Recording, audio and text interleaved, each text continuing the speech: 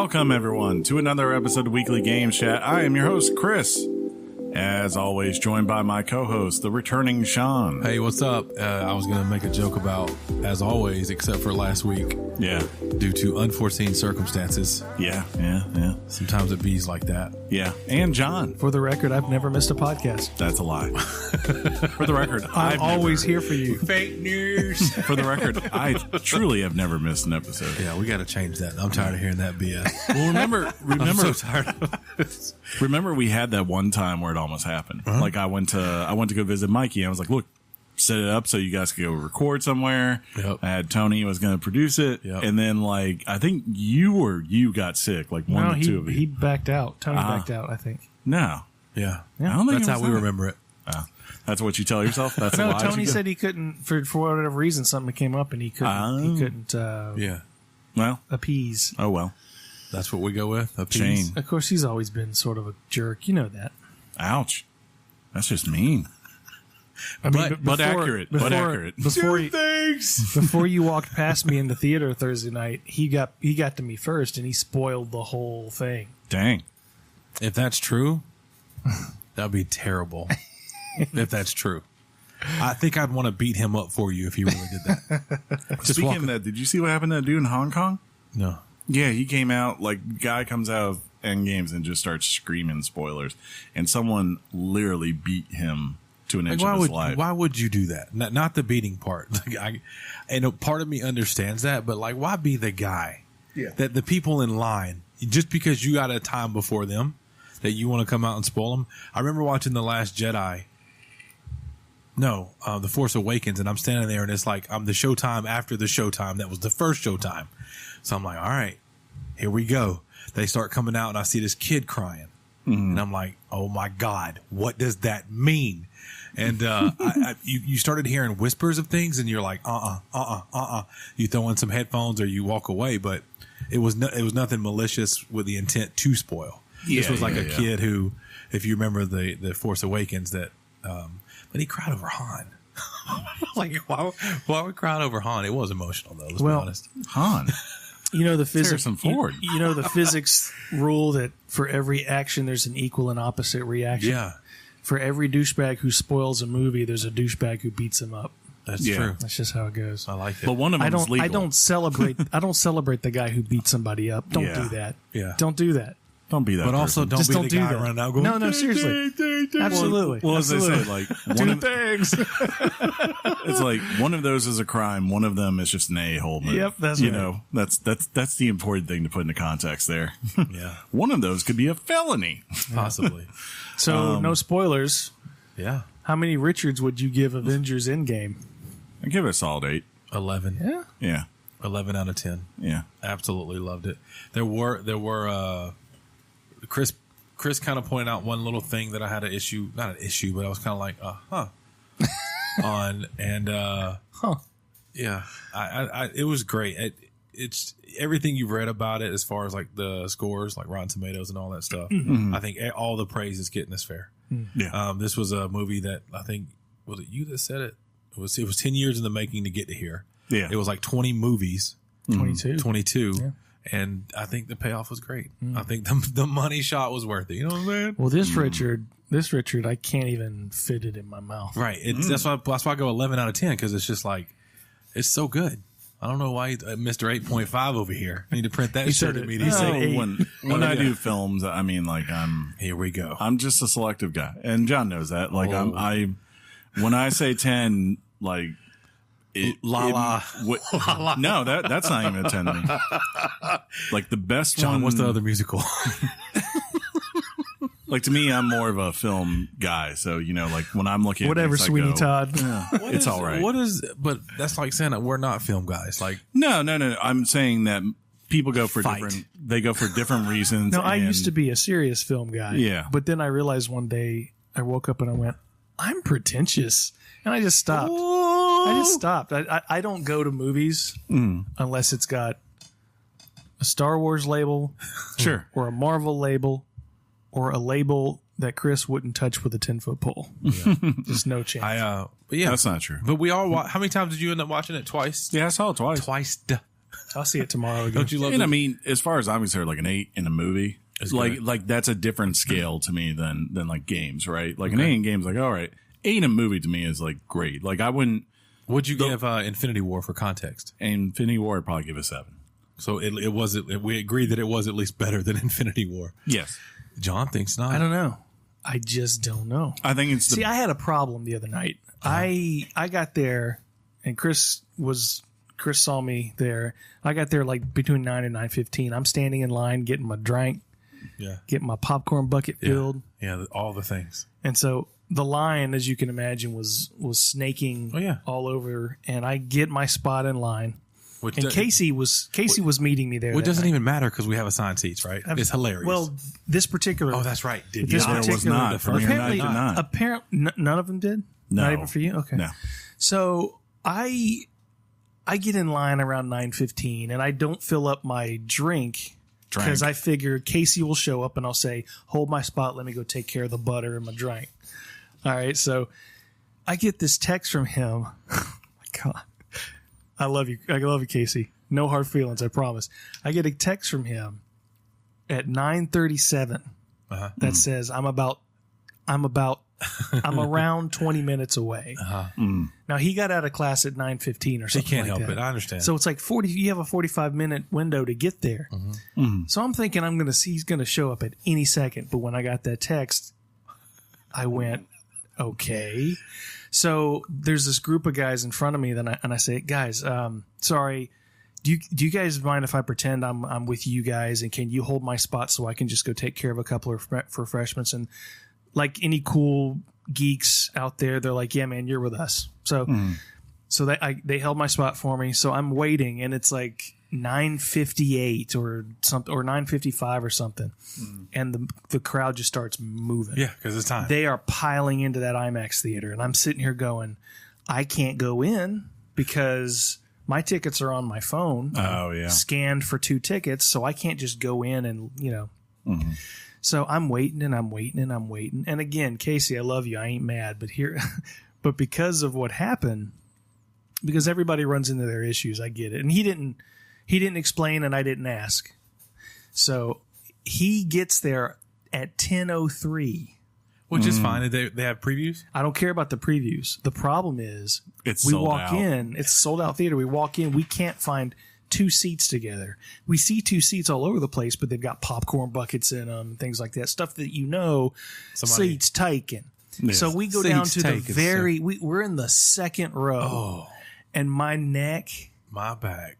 exactly. We're just we're just making jokes going. I'm like, Casey, who is that all the way over there? Is that who's that? I think Chris and I So it was tough. So all those crazy moments where the crowd reacts, it's like it was great, and I'm glad I was in there. But it was, man, I wish we could have been like in the middle of the theater. Yeah, that's prime position. Yeah. Chris and I are on the when we watch it, the row that the wheelchair access would be right directly in front of us, and then the level up has like the little gate in front of it, the iron railing or whatever. Yep. So and we're in the middle, perfect, because you don't have people in front of you. You can kind of put your feet on that. Yeah. We had no problems. The movie was great. Yeah. Well, we just outside me and Casey person who broke this has happened to me twice in the last month, and look, I understand parents with newborns want to see movies too, but I do not. Us, but in front of us, yeah. And you know what? If I'm going to a Pixar movie or whatever, I'll eat that, because I'm like, this is a movie not that is, by definition is designed for kids, not me. That is who it is marketed to. Like even when I go bet see, you look creepy as hell. Whenever I go see Lion King and Aladdin, you bring your kids and they all talk and they do the things that kids do. Then right. That's on me. That's not on you. But like when you come to a PG-13 movie, on at 2:00 in the afternoon with your probably like 1 or 2 year old, and it's making noise the whole entire time, just crying because there's loud things happening, and baby doesn't understand what's going on. I don't understand why you do that.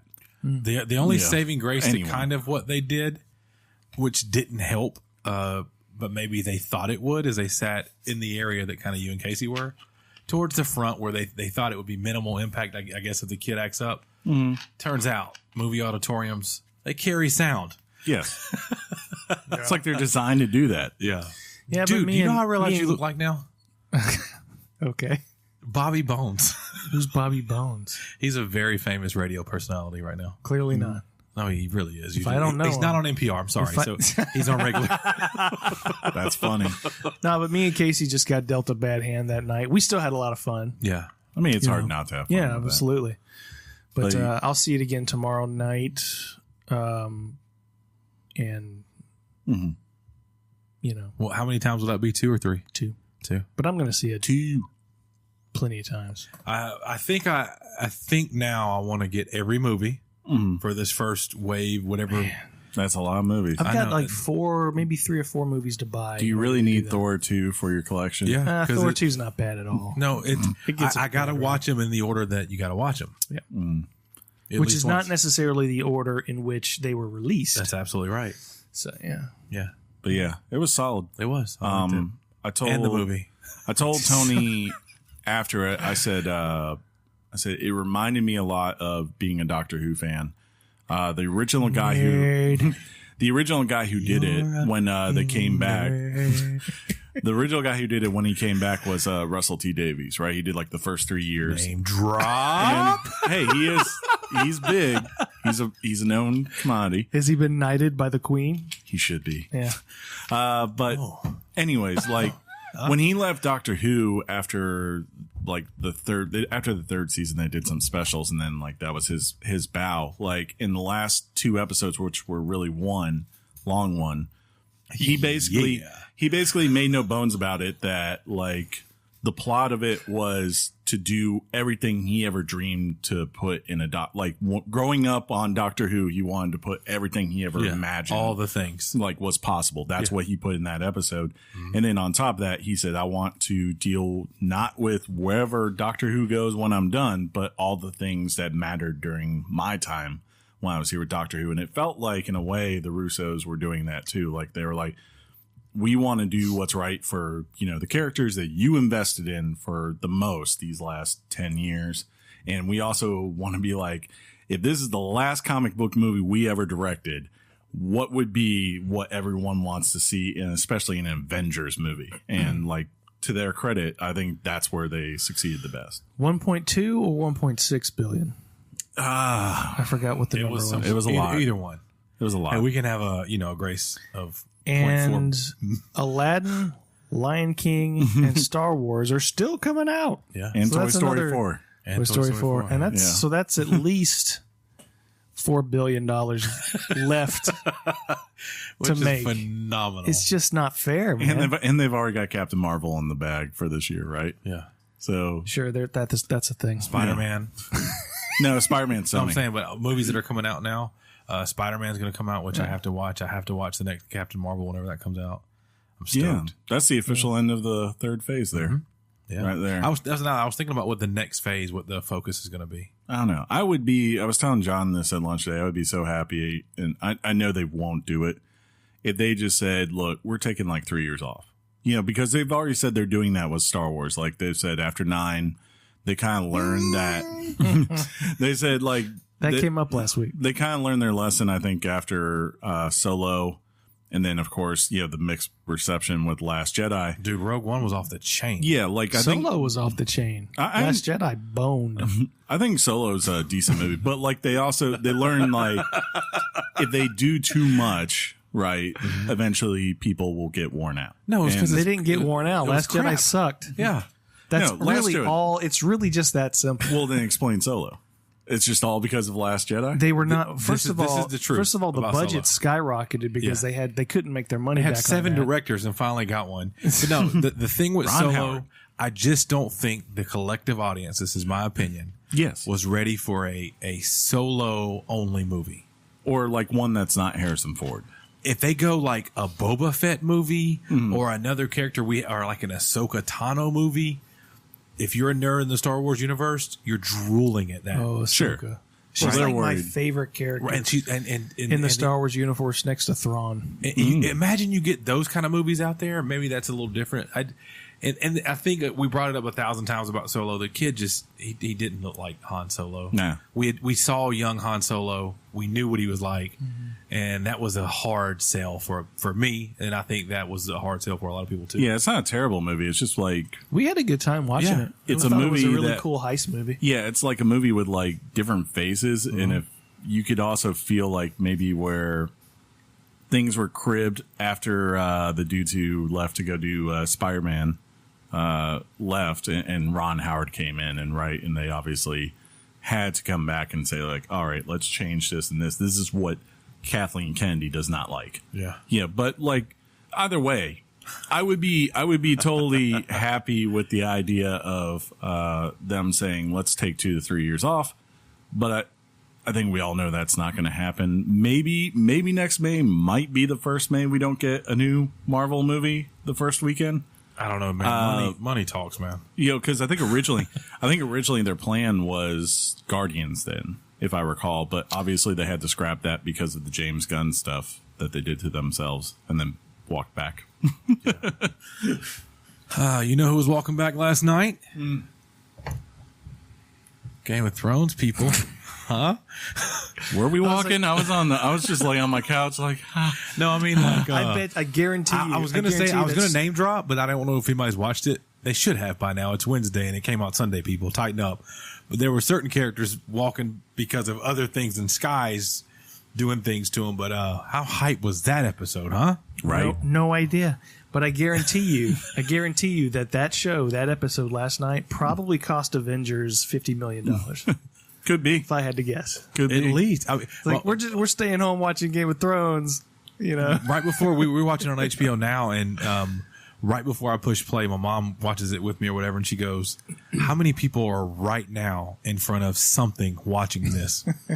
Probably Whether it be a phone, tablet, laptop, TV, whatever. I would like to know that because obviously they don't have the same number of viewership people on HBO as they do like regular stations, but I would like to know the percentage of regular old TV. I would like to know the percentage of HBO viewers that either through HBO Go now or just live HBO were watching that channel last night. Think about this. Or borrow somebody's. So it can only be it can be a 1-to-1 for their statistics, right? But how many of those devices had more than, like one person watching it? You know what I mean? Hey, what's up? Yeah. Spoilers, dude. Whoa.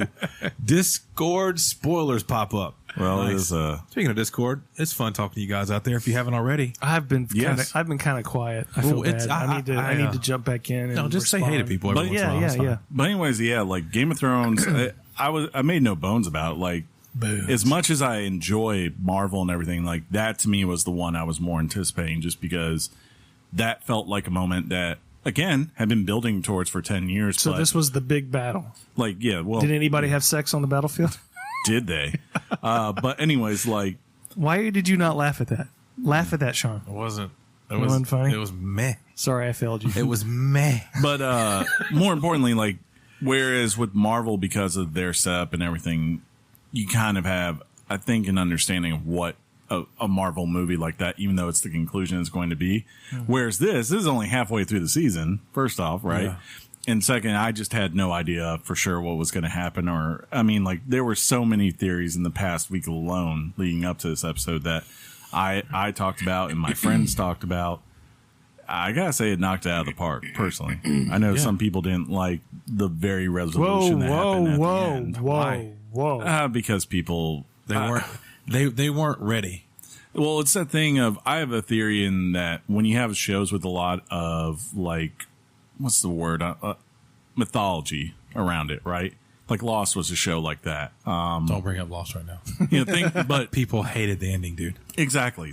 But they hated different things. Like when they got told, what are the whispers? Like they answered that question directly to you, and people were like, oh, that's it. That's usually, you have this reaction where some people are pleased, and then you have other people that don't like it. And then you have, I think, a third group of people that just don't like it because they have all these ideas that have been building for years in their head of what it could be. Right. And sometimes the writers have a responsibility to cater to that fandom. Yeah. They honest. I do. Yeah. I just don't think writers should get away with that crap sometimes. One great thing that happens when you watch the show, like the day it airs, is the producers will talk afterwards on all their intentions or why things were like they were. If you have HBO and you're able to pick that show to like that episode or any of them to watch it, stay tuned as it airs because there's a lot of in-depth stuff that you may miss if you just cut it off. Yeah, they explain themselves well. I personally loved what happened.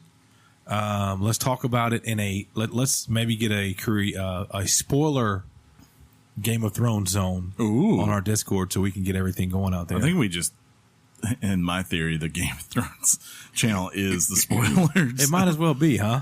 I always mark mine behind spoilers. Some people don't. Yeah. You know, if I'm going to be honest. Yeah, but it's legit. But I think because of what happened last night, I'm excited, obviously, for next week. Yes. And I think there are going to be questions that were generated based on actions last night that are going to be answered because, again, they have to be because. I thought this could go like 3 ways going into it.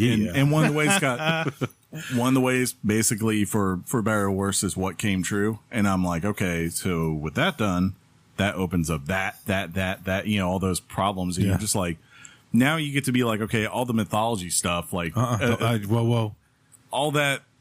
Calm down. I don't think you're going to have as much of that going for the back half. It's going to be more. Stop the show. Go to topic. It's going to be more of big time. Ned Stark dies. It's going to be more of what people liked about the show. I think what made them fall in love with it, which is like the political intrigue. Thin ice right now, bro. Why? You're just because. Hey, guess what? In Game of Thrones, people talk about things, and there's deception. Did I just spoil anything? You kind of did. Oh, okay. Especially after last night. Did I? But anyways, but yeah, credit to them because that's really hard to do to hold up what they did for like an hour and a half.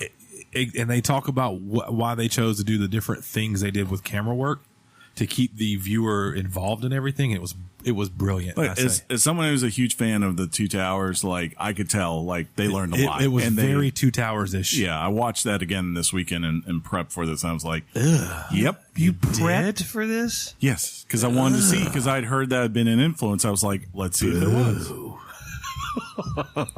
see again, different standards. I don't care what your standards are, but I think it's pretentious to critique me just because I have different standards than you.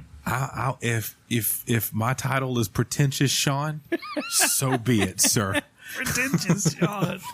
Pretentious, the Sean of you're anything but pretentious. Yeah, pretentious, the Sean of Smith Station. Except about DJing. Well, you don't even talk about DJing. I'm not supposed to. Yeah. Yeah. What do you want to hear? What do you want to know? You want the secrets? If you say anything about your DJ business, you have to pay us. Yeah. We're a business here. That's advertising. You guys want to go to the topic or? Yeah, John. Let's get it, John. I believe in you. Thank you. You did do the thing, right? What thing? Oh, no. Questionable. Oh no. Let's switch gears. Topic time.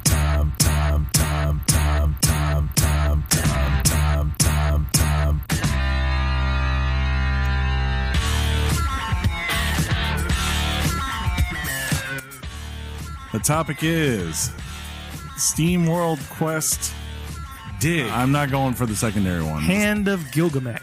Okay, there you go. Yeah, I want to hear John talk about this one. I'm a fan of the Steam World series. Please be related to the Steam World series.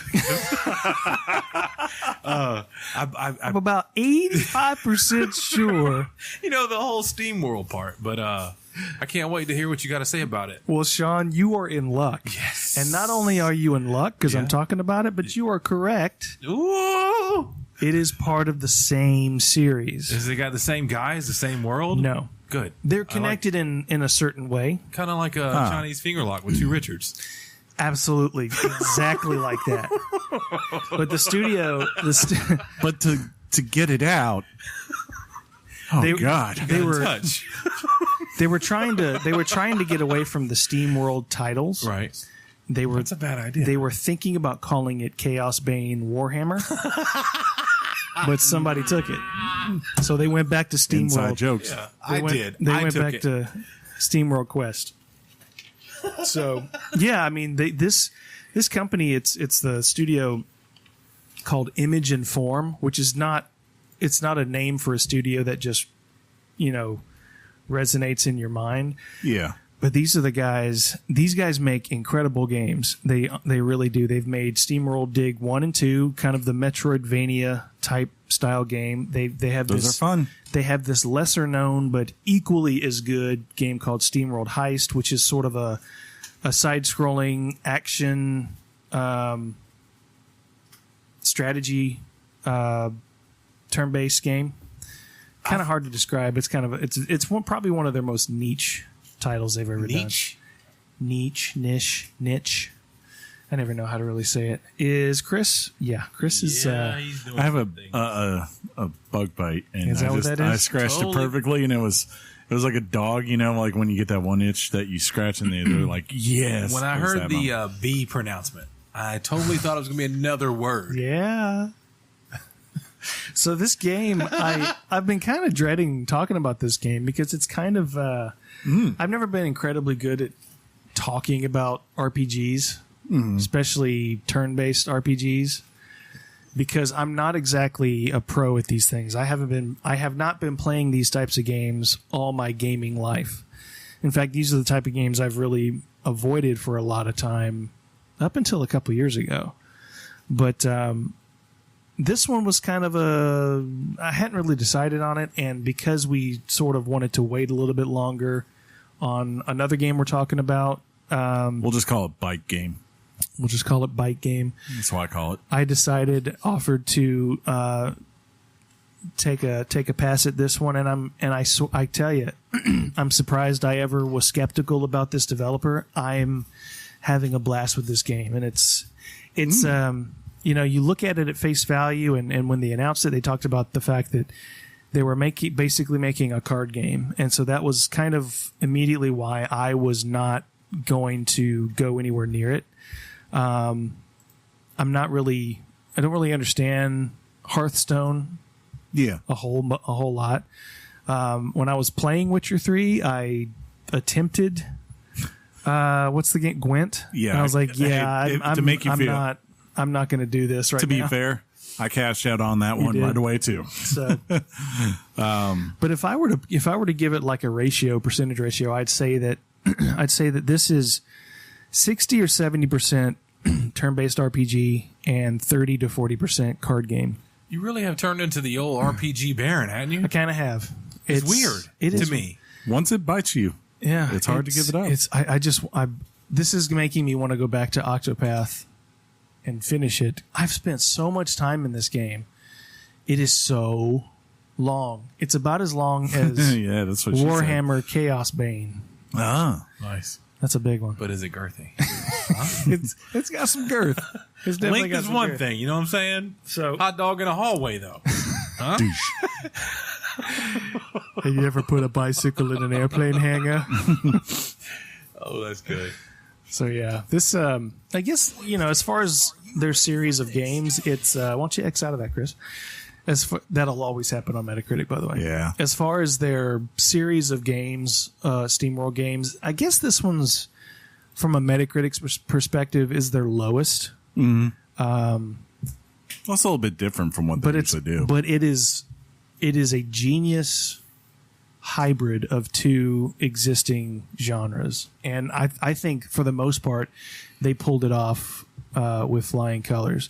So the story of the game is not incredibly unique. I'll just say that it's a story being read to some kid, and the character in the game that is reading the story has been featured in previous iterations of the SteamWorld games. I'll just leave it at that, and let you determine and see if you recognize them from other games. But the story opens up, introduces you to three friends. Galeo. Well, I guess if you want to call it, the main character is Armely. She is a aspiring knight who's been trying for years and wants to be a part of the Heroes Guild. Who doesn't though, Yeah, right? exactly. And she is friends with Copernico, who's sort of your mage type in the game. What you need to back Pull it up? that back. Yeah. You're coming in hot. Yeah. So I'm like trying to make every correction I can, but I just keep looking and going, yellow. So yellow. Copernico is your mage type with magic and shields and protection spells, and then like very quickly in the game you come into town and you meet your friend Galileo or Galileo, depending on how you pronounce it, and he is sort of your Like Galileo? Galileo, but Galileo. Figaro? Which I like that name. Galileo is a really cool name. So he's basically your brute and your healer, so to speak. Gotcha. He's like you're saying like he's a healing tank. Yeah, he's a healing tank. He has powerful attacks, powerful physical attacks rather. Okay. And he's the most powerful DPS healer. He's the most powerful as far as healing his compatriots. Sweet. So the best way to get into how this turn-based RPG and this card game come together, the best way, I've been racking my brain all day, the best way to do it, best way to describe it is just kind of talk about a fight scenario. So in this game, you're a team of 3. Now, as you progress through the game, you can find more people who join your troop, but you're always required to only have 3 people in your troop, and you'll run across enemies, whether that's an enemy of 1, 2, 3, or 4, just depending. And these enemies have different strengths and weaknesses: arcane ability, strength or weakness, electricity, strength or weakness, things like that. And you can always hover over the enemy characters, and look it up and see what attacks are most effective against them. So you come up upon these enemies, and so you're there facing off against each other. And the card game comes into play where you get dealt a hand of 6 cards. And just as a side note to this, each character can hold at any given time 8 cards per character. So you're basically playing with a deck of 24. Now you can get cards, different types of cards with different types of attacks and different types of properties for any character. Sky's the limit. You can have as many as you want, but for any given time, you can only use 8 in a fight per character. You can mix and match those numbers of cards any way you want to. You can have one of the heavy punches for Galileo, or you can have 3. You can have 1 healing card or 3 healing cards. You can mix and match any way you want to. Question. Sure. Okay, so with the decks, which I'm guessing you can't share between the characters, right? No. Yeah. I figured. With the 8, does that cycle back? Do they consistently cycle through till the battle is done, or is it basically like, look, one way or another, this battle is ending in 8 turns? No, you don't run out of cards. The cards do cycle back through the deck of 24. Is it random how they come back, or is it it's random? Okay, it's random, but it's balanced. So basically, like you alluded to, you can only use each character. You can only use a certain set of cards, and they're color coded. So Galileo, his color is green, so his card color is green. Armely is red, and Copernico is blue. And so for each turn that you take, you can only use 3 cards, and you can mix and match those cards however you want. You can have an attack or a move from each individual player, which is 3 cards, or you can take only 2 of them for that turn and use 1 card from one player, 2 cards from another player. So in other words, if you were near death, you could just have your healer do 3 heals in a row and skip the turn. That's it. Yeah. And that so if you only use 1 character and they deal 3 cards, you are given a special 4th ability. Oh, okay. So when you do all 3 red cards from Armely, he's given an extra attack, which takes more damage off of an enemy. So basically, if like you were near, Put your hands on the table. You were near. So if you were like near knocking an enemy off, like you could take your strongest DPS and just basically stack him. Yeah. Hope that the fourth one is the one that finishes him off. Yeah. And so there's 3 different types of attacks. There's one. Let me make sure I get it right. Notes?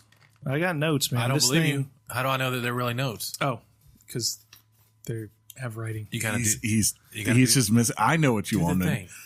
Oh, my bad. You're right. I always do this. Yeah. Notes. There they are. Thank you. Okay. Yeah. So each character has three different type of cards to use. So there's a strike card, which is just your basic attack. With Armely, it's attacking with the sword. With Galeo, it's punching something.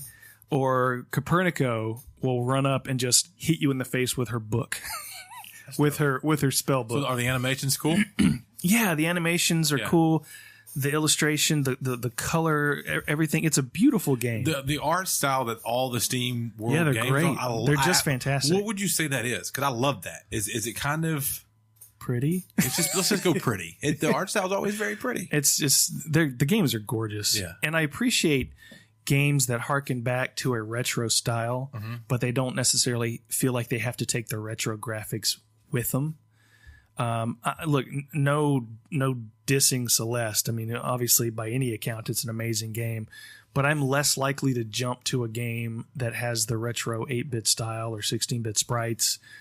I just assume somebody, take inspiration from those types of games, but keep it modern and keep it beautiful. I mean, hear that? You can't go 95% of indie developers, John hates your game. Ori and the Blind Forest stole from Disney. Maybe. That's not a bad point, Chris. Yeah. So you got the strike card. The upgrade card. These are cards where you can, any given player can boost their shields, boost up their attack before they attack, things like that. And so the strike card and the upgrade card do something where, and this is one of the chief mechanics of the game, once you play those types of cards, they build up your steam power. And it's like this line of gears, if you can imagine. Like steampunk. Yeah, like steampunk. That's kind of where the steampunk comes in. If you take a regular attack, it builds 1 steam gear. If you do an upgrade to your shields, it gives you a steam power by 1. And then the final card, which is where these steam powers come into play, are your did I even write it down? Jeez. Boo notes. Do you need more Who light? needs them? Who needs notes, right? Would you like some light? Did you use invisible ink on that paper? Because I don't see a thing. It's your special ability cards. Yeah. That give you, like for the mage, gives you extra attack ability through magical Like spells. arcane power. Let me guess, the tank Exactly. gets more for Actually, attracting people. there's something called, I think it's called a tank punch from Galeo. Tank punch! Where depending on your level, your skill level, you can take a lot of damage off an enemy. For example, that particular card where it deals that heavy punch requires 4 levels of steam power. But most of them take away most of the special ability cards take 1 to 2. So not everything uses steam power, but those that do. The special attacks use the steam power. Okay. So when you're fighting these enemies, you have to find a special balance of these 2 previous cards that build up your steam power and know when exactly to use your special abilities. Now you have to use it when it counts. To be clear here, the steam. Why would we want to be clear? The steam power 1 cards, right? They're part of your 8 card deck, correct? Yeah. Okay. Yeah. They all part of your 8 and is there like a max to how many you can carry anytime? Like, could I have like a deck where like it's 4 regular and then 4 steam power, or like if you have 6 and 2 whatever? If you have 4 of those, I think you can. But I don't have any type of card Yeah. where I can have 4 and 4. Okay. I But you think could also, the most I have of any given card is 3 of those cards. So I Like- can put 3 cards and then 2 cards and then 2 cards and then the Steam is one shared card. between all 3, right? Yes. So basically you No, could it's just have a one- character that just goes in and like all they do is things that build up that Steam, and then like another character where I'm guessing very late in the game when you have a lot of cards, right? Mm-hmm. Like you could just be like, okay, you have nothing but Steam, and 9 times out of 10 you just sit here and chill, dude. That's your job. You're the main DPS, and then when it's time, you're gonna rain down hell, because I would imagine like a character, like if you have a full Steam gauge, and especially as you said, like where he gets the extra attack, like you could just play defensive the whole entire time, and then just to have this guy wreck a whole entire crew in one sweep. Indeed. yeah, it's for sure. Do you, So yeah, these cards that I should say these cards you're dealt in a turn, they're called punch cards, is what they're called, and I think that's a term that's used across different types of these card games. I don't think that's a new term. Probably not. Were you about to say, Sean? I was, and like I always do, if I'm not going to play a game, I do prep work. I go to, the Twitches, the YouTubes. I go to our different websites we go to that we like a Polygon, and I kind of read about what the game's going to be about, because I had no idea what this game was. Right, I didn't. And when I heard RPG mixed with card game, I went, how's that going to work? Yeah. Is it going to be complicated? And then I found on, I think it was Polygon. Let me make sure I'm quoting this right. And I want to see if you agree with this. It says that the game's mechanics are complex. There's multiple decks and combo opportunities in every fight, but Quest feels approachable. Like the rest of the other games from the Steam World universe, they slowly ease you into the systems that would be very overwhelming if from the jump they were just there. And I wanted to see if you felt that way. Like, for example, it is a very complex system, but it's not intimidating. It pretty much it's not heavy on the tutorials, but the cards themselves are pretty well designed and pretty self-explanatory. One of the things about Octopath and Dragon Quest, for example, I got into routines where I was like always having this person as my mage and this person as my you kind of got into a rhythm that you liked and you carried on, and it doesn't. The one thing about Octopath that's good is makes you switch out. It makes you switch out. If you want to do everything, you've got to do the work to do it. But you can go a long ways getting into a comfort zone. That was delicious. Did you hear that? Yeah. See what your crackers did? Yeah. But in this way, you can upgrade your cards, which Chris and I found out together. See, I just finished last night chapter 6. I'm about 8 hours into the game, and I was telling Chris, no, you can't upgrade your cards. Well, as it turns out, as I'm reading the wiki, in chapter 7, the first person you meet is the merchant who finally gives you the ability to He's telling upgrade me no. your cards. He's telling me no, and I'm like watching a review where I watch a guy doing it. I'm like, but this guy's doing it in the video. You missed something. I missed that. Yeah. So there's so many different, and sky's the limit. There's so many different types of cards, attacks, power-ups, defense shields that you can get for each individual character. And it forces you to basically use them, because every enemy type is going to require you to, I'd say more closely to the level you're in, like chapter 6 or chapter 7. The enemies in those areas are going to force you to go back to the drawing board and re-strategize and look at your cards and put them in different areas. And I'll take 2 of these instead of 4. I'll take 1 of these instead of 2. You'll just have to change up your strategy, and you're constantly having to do it. So it's keeping you on your toes. You're never playing the same for more than an hour. It's always forcing you, and this is a good thing, it's always forcing you to change it up and experiment. And that's one of the strengths of this game. I was as you were saying that, I was wondering if that's a good thing, and then you come and say, yeah, it is. So it is, because I find that when I was playing Octopath, for example, once you have to change up your routine, it slams you in the face because you get owned, and you realize that you allowed yourself to be doing this for so long that your other characters are at level 2s and level 3s, and you have to go back and grind and get those things back up to par. Well, this one, it keeps you going and keeps you changing and keeps you experimenting the whole time. So you're never comfortable with the setup that you have at any given time. Right. So that is definitely a good thing in my opinion. So yeah, and speaking of that merchant is in every chapter. It's the same person. And you go to that merchant it's almost like an old style of a gypsy cart, where you walk into the gypsy cart and it was basically kind of their living area. So that's where you get the strawberries when you play what you call it, Stardew Valley. Yeah. So the merchant you can buy stuff from the merchant, you can sell stuff. You can buy upgrades to your gear. You can buy weapons. You can buy jewels and things that protect you from certain type of attacks, like poisonous attacks, things like that.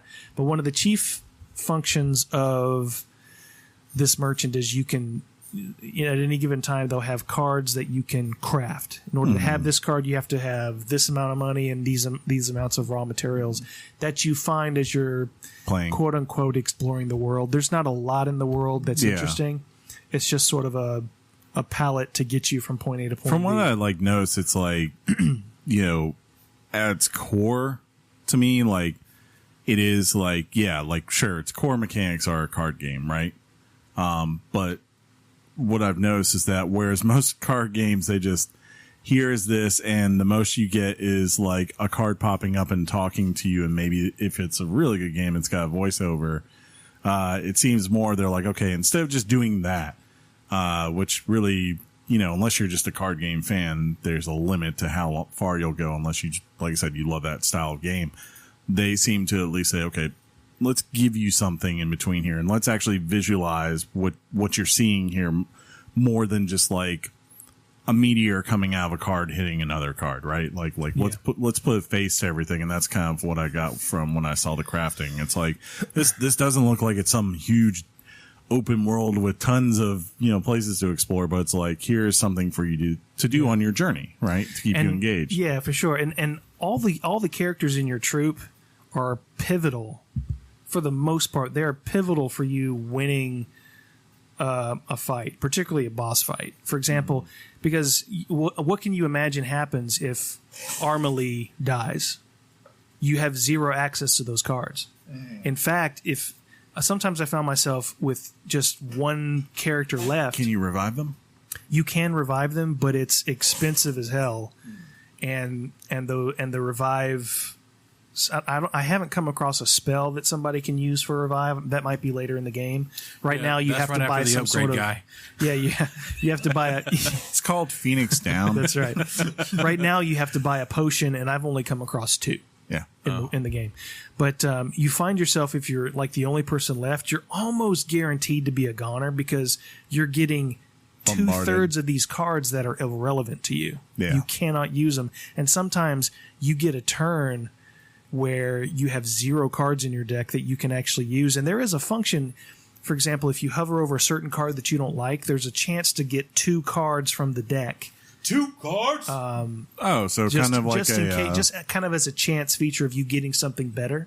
But I've been in situations where I have 1 character left and I have 0 cards that I can use, and I draw the 2 cards and nothing comes up. So I have a turn that I can't attack or defend myself in any way. Speaking of that, this being a card game, when you start out, can you whatever they deal you, can you go, okay, don't want that, turn in a certain number of cards to go ahead and get them replaced for what will help you starting out a fight? Yeah, you automatically have access to go into your character roster and pick and choose. I didn't really bother with it in the beginning because I was still going through the tutorial. So it's possible that you had what you had. Yeah. But you have the ability from the get-go of having the chance to something's out of place in the show. You have the opportunity to have a chance to draw 2 cards to replace 2 of the deck. It's true. If it's not something that that's working for you. Okay, that sounds right. So, balance is the name of this game. If you ask me, you just have to find the right balance to defeat and take down an enemy. And Sean, dare I say, you might surprise yourself. You might really like this game. Well, as you're talking and everything I've read up to this point, everything I've ever experienced from this studio, almost every game they do is a new attempt on a genre that they haven't done before, with the exception of the sequel to Dig. Yeah. Which is fantastic. And I didn't hear you at all even remotely hint that this was their first attempt at a card game, and you don't even acknowledge that that's even a problem because it's done so well, it appears to be. Yeah, you know what I mean? It's almost like they said, well, we probably don't have the expertise to jump in and do some sort of Hearthstone. Right. So this is a Very game. few do. This is a game. I mean, fair enough. This is a game where they took something, and I don't know. They made it theirs. I can't think of another type of game like this. Right. Maybe there are some out there, but I just feel like this is brand new and unique. Yeah. It's a hybrid RPG card game, and I think it's just, for the most part, phenomenal, brilliantly done. I do wish that the overworld was a little bit more dynamic and interesting, because you're basically going from point A to point B. You might see a bush or boxes of wood. That's not new, though. That you chop up and you get coins from. But there's really nothing to the overworld. It's just a thing. And I don't even know if there's fast travel. I would really like it if there were fast travel, so I could go back. Of course you would. Yeah, I walked into that one, but yeah. That's hilarious. But the game itself, like all the other SteamWorld games, is gorgeous to look at. Yeah. There is just a charm to these characters. They're basically this misfit group of characters that are dreaming of being heroes, and they find themselves in this situation where they have to rise to the challenge. It's an archetype that we're all familiar with, you know. I would recommend this game to anybody looking for something new and fresh, because that's what this game is. I dig it. I think I feel like the I see what you did there. yeah, I see. Hey. Yeah. When I was looking at this game, about the only negatives that were consistent weren't so much with the journey itself. It was more so like end game, where if you're transitioning from I've been on this journey to, well, now I want to build and do decks and see like how much crazy it is, because mainly it sounds like grinding for materials, especially late game, to really build up stuff. It really is a grind. Like, that seems to be the one thing that maybe people are like, and you know, to be fair, if we live in an age where they could just go and patch that, and maybe that would solve that for everyone. Well, I don't even know if that's something that you need to patch. Sometimes people are completionists and they want all the cards. Yeah. And I understand that. Well, but what this game is about experimenting. You do not have to find all. You don't have to gain access to all these cards. They want the cards. That's fair enough, but not that you can't have everything you want. They got to have the cards. This game is about finding what you like and creating a character identity for each one, and not feeling like you have to get all the things. Right. That's not what this game's designed for. Now, I get those completionists who want to do that, and there might be opportunity to do it in a second playthrough. Maybe. Yeah, the because I game think is they not, said everything's replayable. Yeah. The game's not incredibly challenging. Oh, no. You can take that as you wish to see if that's a criticism or a knock or whatever, but I'm definitely enjoying my time with it, almost to the point where I really don't want to move on to what we might be talking about next week. There ain't no might. Yeah. It's coming. So for the show, I gotta ask you before you give your Richard. I was thinking about how we really should do this for every Switch game, and I think we kind of do. But anytime when we even review like a mobile game, it has the potential to be a poop game. Does this get the John Barron poop game seal of approval? Absolutely. I did. Wait. You did a little bit of. Hold up a second, ladies and gentlemen. If it's a poop game, we gotta find it. It's right there. because we had a poop game. He's never ready. He's never. Yeah. Well, if you told me before, by the way, this is a poop game, than I would have put in there. But you know, if it's a poop game, there's only one thing we say. It's time now for poop games. We talk about poop games. They're games you play while We didn't play this song for a year. Let's talk. And now It's like 3 times in the last month. it's the thing. It's part of the family now. So good. So you heard that sound as you set your switch down, or that sound as you set your switch down to take care of That it. makes this an official poop game. It was a solid 2-logger. Oh, Ouch. very nice. Ouch. Well, here But we the go. game, the game looks beautiful on a TV, so it's equally engaging on the A lot of TV. the, I mean, that's what they wanted to, of course. Look at them. But the Switch games, once you put them on their dock, they do tend to look very nice on a big screen. You know? Well, one of them does a 1080p output, whereas when you're on your Switch, it's only 720p. You got a It's small better resolution. You got a and- small TV. It's fine. It's fine. John, we rate things by Richards here. What's this game's, Richard? I don't know if this is a type of Richard that's high, therefore by default goes on my potential top 5. Right. But for what it is, But it's a in the genre- 9.25. Ooh. Okay. And that's, you know, I think it's fair, John, because I just love Second highest rated game from John this year. Dude, who cares about Is it? that? It is. Isn't it? I don't even know who cares. I don't keep track what you guys say. What was It is what it is. Well, with you, I No, keep no, track no. of, I I'm could hyped for it. swear- Did you actually play it? That's what I do. I could swear I gave Division a 9.5. Speaking of Horizon Zero Dawn, huh? 2017 was 2 years ago, guys. Literally, that game's been out for 2 years. But I don't Seems have longer. I don't have the complete edition. Do I need the complete edition? I thought you did get the complete edition. I didn't. I just got the standard. Wait for like one of their 9 Well, sales per month where it's on It's there. unwrapped on my shelf, Chris. I have not played the DLC. I have the DLC. I He need to gave play the it. shoulder shrug, and he's like, eh. I have the DLC as well. I just haven't. I heard it. I mean, I heard the DLC was fun. So And the DLC is not even post game. Apparently, they insert the DLC into the main story. Yeah. What's fantastic is I how many said times. insert. No, not even that. Surpassed by that was the amount of times you guys said DLC within like a 20-second time frame. Dilk. It was fantastic. well, you know Dillick. me. I'm down with DLC. Yeah, that's a OP. But y'all are 1990s. going to have to stop me because I can keep talking about this game. I'll stop you. It's stop good. him. It's good stuff. Pivot. I always stop, John. Let's pivot. Let's do it. You want to pivot? Okay, we're Good job, pulling John. up the Excel As always. Thank Good you, job. and putting some data in, and then I'm gonna hit the old pivot table. Hot off the press and straight to your ears. Weekly Games Chat presents the news. News! I don't have to read this week. That's nice. Yeah. Yeah, like literally, I don't have to read anything. Foreshadow. Really? Yeah, Uh-oh. It's We're fine. tanking. No, we're not. it's all because of you and your 4.5s What'd you do?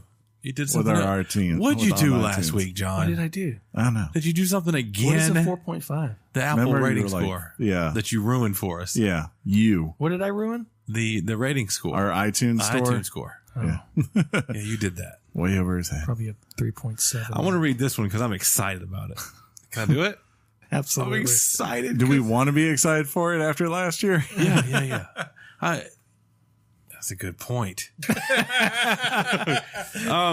So BlizzCon 2019 dates. The Angry Mob will be happy to know that BlizzCon 2019 will be held in Anaheim, California on November 1st through the 2nd. This year, the Overwatch World Cup will be held there. Tickets will go on sale on May 4th and May 8th. And if you have the, what's the app called when you log in to play the Blizzard games? Battle.net. Battle.net app on your computer, it will tell you that a bunch. The event will feature developer panels, esports competitions, and quote BlizzCon pregame festivities. I love a good pregame. Yeah, it's needed. Continuing with a quote, BlizzCon has served as a home away from home for the Blizzard community, a place where online friends can meet up in real life and new friendships are formed. And enemies made, Yeah. apparently. For the Horde. We're looking forward to welcoming everyone to the show this year, reconnecting, celebrating, and sharing some of our latest developments. And that will be the end of the quote. 2-hour presentation on Diablo Immortal. Do you like Confirmed. vanilla? Actually, do you like ice cream? I would imagine. Well, here's some rock salt. Yeah. How do you feel about Angelina Jolie? John, that was actually really funny. John said, "Do you like ice cream?" Or here's some rock salt. See, I don't want to get in trouble for stealing someone's joke. Yeah, who said that? That was Patton Oswalt. Oh, He's the worst about stealing jokes. Patton Oswalt is. Yeah. But anyways, I'm just kidding. I'm imagining that there should be a WoW expansion announcement. There'll be a to some extent. Diablo announcement. This Yeah, I'm year, sure they'll talk some more about Immortal. No, they'll be talking about the game this year. I hope so. Money on it. I hope they do. How much money? $20. Like that's like 2 lunches. Ish. And you go to lunch with John $10. once. Remember when we used to go to lunch? I do. It was fantastic. Those were great days. Yeah. You know what were great days for some people in March? The NPD numbers. Days. Boo. Well, screwed that up. But anyway, topping the charts for the month of March is Tom Clancy's The Division 2 as the best-selling game across all platforms and the 6th largest launch. Largest Month. launch. For a Ubisoft release. I had an aneurysm. What? The second best-selling game for that month is Sekiro: Shadows Die Twice. Woohoo. Kingdom Hearts 3 is the best-selling game of the year so far. Fun facts. And Chris's game of the year so far. Coming in at number 1 is Tom Clancy's... Should I read that backwards? I'll read it backwards. Well, you've already ruined it. Coming in number 1 is Number Division. 1. I'll go backwards now. Number 1 is Tom Clancy's The Division 2. Number 2 is Sekiro: Shadows Die Twice. Number 3, MLB 19 The Show. Number 4, Devil May Cry 5. Ooh. Number 5, Super Smash Bros. Ultimate. Ooh. Number 6, Red Dead Redemption 2. As it should be. Number 7, NBA 2K19. As it should be. Number 8, Grand Theft Auto 5. Theft never dies. Number 9, Yoshi's Crafted World. Yeah. Way to go, Yoshi. Hold on one second. And Okay. I was making sure. number 10 is Call of Duty Black Ops 4. Sorry. I thought maybe I heard a little ding like something had been disconnected. I heard it too. I think it was just an update for that's been going on for your PC, buddy. Can I just tell you, I think about Division 2 constantly. I love that game so much. It is solid. Should I read the next 2? If you'd like. No, I'm saying, you did that before because it's short. I want you to be happy. All right. PS5 release update from your boys here at the WGC. Sony has no plans to launch the PS5 before April of 2020. That's in a year. Duh. Wah, wah. So in theory, we could be seeing the console as soon as May 2020. I wouldn't bet on it. Huh? This is going on the assumption that the console will even launch in 2020 at all. It will. At this time, Sony has not given anything official as to when it plans to release the new iteration. November. But in the meantime, they still have the PS4 and sales are looking pretty good. There's still maybe no real urgency to release the PS5 as the PS4 has sold 96.8 million consoles in the entire world. In the 2018 financial year, Sony sold 17.8 million PS4 consoles, with 2.6 million selling in the fourth quarter of the year between January and March of 2019. The figure is down by 1.2 million on the previous year, but comes in slightly higher than projections. They have forecasted 16 million sales for 2019 with an increase in game sales. PlayStation Plus subscriptions added 2.2 million subscribers, bringing that total up to 36.4 million. That's solid. Yes, they are doing very well. I mean, those are good numbers. I don't think that that console is going to die anytime why do we soon. need a PS5 right now? It definitely feels like Xbox at the last generation, like where, and even Sony to a lesser extent, because they had done all that work to finally get back in it, right? Like where you could just tell they're like, do we really want new consoles? Because we're making tons of money right now, guys. This is great. What is the what was the lifetime of PlayStation 2? 120 million? It's that or higher. I can almost see this thing reaching it. You give it another year, that's almost 100. I thought it was almost higher. 120 I thought million. it was like 140 million. Dude, it's a fantastic console for real. Yeah, sure. I I mean, think the original PlayStation was 110 million. Right at 100. Yeah, like it's somewhere in there. So they're about to pass that. Yeah. They're going to pass the Wii. You know, that's just crazy. Yeah. Because, I mean, even with PlayStation 5 likely coming next fall, this console they'll keep selling this thing everywhere for probably another 3-4 years after that, I would think, right? Mm-hmm. Yeah, I remember when PS3 was out, you'd still see the PS2, you know, like the stores you were in still had the PS2 for sale. And it was I don't remember seeing the PS3 a long time after the PS4 came out. Not for very long. They want that thing to die. They were selling Maddens and Call of Duties on PlayStation 2 for almost 3 or 4 years after PS3. Yeah. It was funny, like fantastic. when you got to like 2007, 2008, and you go, and the PlayStation still sold, or PlayStation 2 still sold 118,000 consoles And you're this like, month. You're like, how? Who is buying that? How is that happening? Well, I have nothing, but Square Enix has announced their E3 plans. Yeah. Square Enix will be hosting a special broadcast on Monday, June 10th at 6 p.m. Pacific Time, 9 p.m. Eastern Time. You see, Sean, Eastern Time and Pacific Time They're different. are time zones. Oh. They will showcase an exciting lineup of titles. And that was in quotes. What's interesting is that this was the time slot originally held by the PlayStation conferences. I wonder if they're ever going to get that back should they choose to come back. Oh, for sure. The two projects that most people will be looking for are the Final Fantasy VII Remake and the Avengers project by Tomb Raider developer Crystal Dynamics. I, for one, will be looking for that game. I hope we get to see those games, but I don't know, man. Then they have nothing to show. Octopath Traveler 2. It's That would be a likely one. Oh, yeah. Bring it. Or, I don't know. They have a bunch of like Square's smaller they got a RPGs. bunch of stuff. Yeah, Hitman. Does they still have Hitman? they do. Yeah. Yeah, but they just did Hitman More Tomb Raider. 2 or whatever it was. Yeah, I got 2 to play. Oh, they had Tomb Raider last year, right? So they probably won't have Tomb Raider this year. I think they just released their final DLC last week. I have it. You want me to just read this one too? I don't mean that's whatever you want to do. Hey man, shush. He's like looking at I the want you to next be one. happy. That's all. Do it. You do the next one because you want to do the next one. Nope. 70-hour work. 70-hour work week. I'll do it for real, and then you can read the next 2. Okay. All right, let's do it. 70-hour work weeks. An original report from Polygon has indicated Polygon has indicated that many staff of Epic Games who are working on Fortnite, a movie or a game featured in a recent movie, which was weird again because they implied that it would be around for a long time, are putting in an average of 70 hours of work per week. This is being done to maintain the almost weekly updates to the game that fans have come to expect, which is actually, I think, part of the reason why Fortnite is doing so well, because it does continually update. That was a Sean blurb. This has bled into all departments from production to customer service, as employees have been trapped in an endless work loop since Fortnite became the phenomenon that it is today.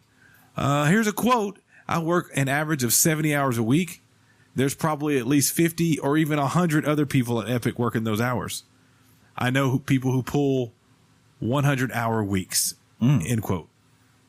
This source cited the biggest problem is that, quote, we're patching all the time. Yeah. While Epic does not make these hours mandatory, employees find it difficult to not work long hours due to difficulty meeting the required deadlines. Missing these deadlines has led to dismissals, according to the report. And that's the part that, if that's true, is unfortunate. Well, we all work in companies. If you work in a we're not saying this overtime is mandatory. It's just highly suggested. Well, if you're like, and also, when you go from hourly to salary, there are times where you're on projects that you're gonna work longer than the other guy is. And there's always that thing where you make the money, you got to deliver.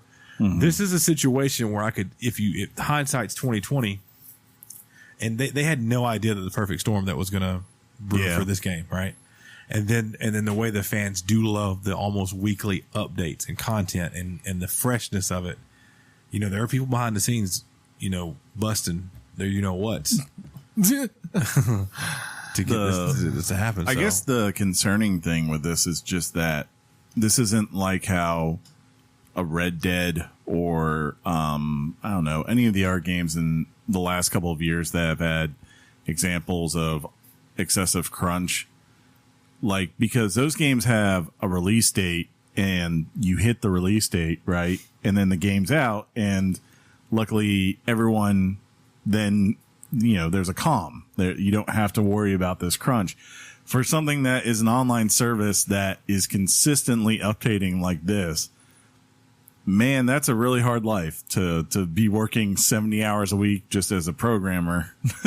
and then having other weeks where maybe, you could go up to 100 hours just to basically hit deadlines. Because, if you're Epic, like, they have a very tight release schedule of what they're trying to hit. Like, they currently right now. Super tight. Yeah, like, just right now, you think of, like, they have that, the mode that just came out for that's, like Avengers related and all that.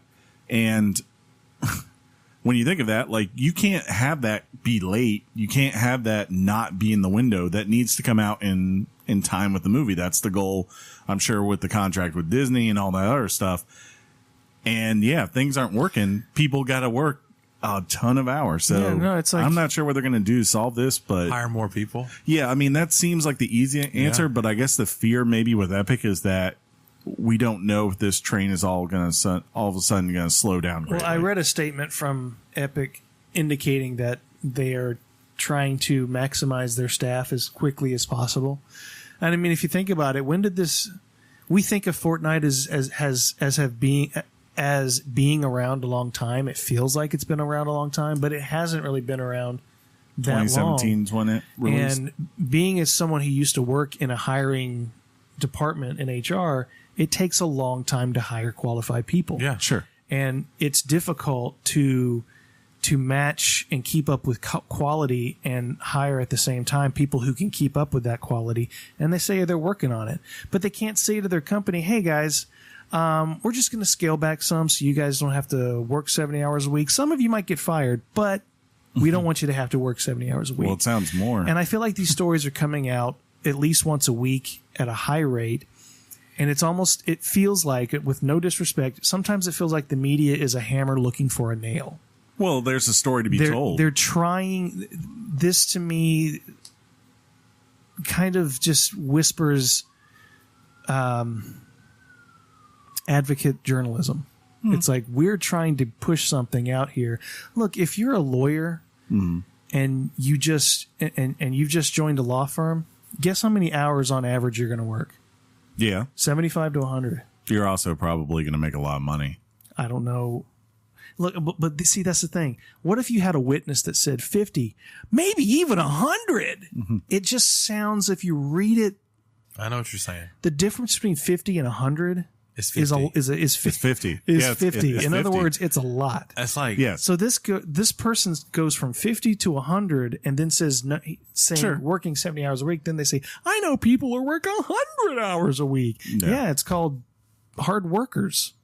I mean, I was trying to think, all right, like if I did, obviously we work 5 days a week. If we did 10 hours a day, that's 50 hours. That would be a lot of work, right? Yes. If we doubled that, Double it. right, Yeah. and did 20 hours a day, there'd only be 4 hours of sleep in each. Yeah, like imagine working 7 days a week, 10 hours. Yeah. Like, that's- and doing that every day, not for just like a week or 2 weeks, but Yeah. like, I did it for a that's year. like, that's 3 out of 4 weeks every month they're doing that, say. I did it for a Like, year. I remember my buddy, friend of the show, Josh, like he had a period where he was working in his job and they were working ridiculous like amounts of hours. And I watched him. He looked about defeated, after a while. And like, you kind of feel that way after it because it's not healthy. Right. But I think it's more of like what you're seeing is, yes, someone finally spilled and they spilled on the big one, which was Rockstar. I think that was really when the dam kind of burst open. And what you're going to get is, I think Rockstar kind of swatted that one away. well, no, I mean, like I think in the one sense, that really got it was BioWare.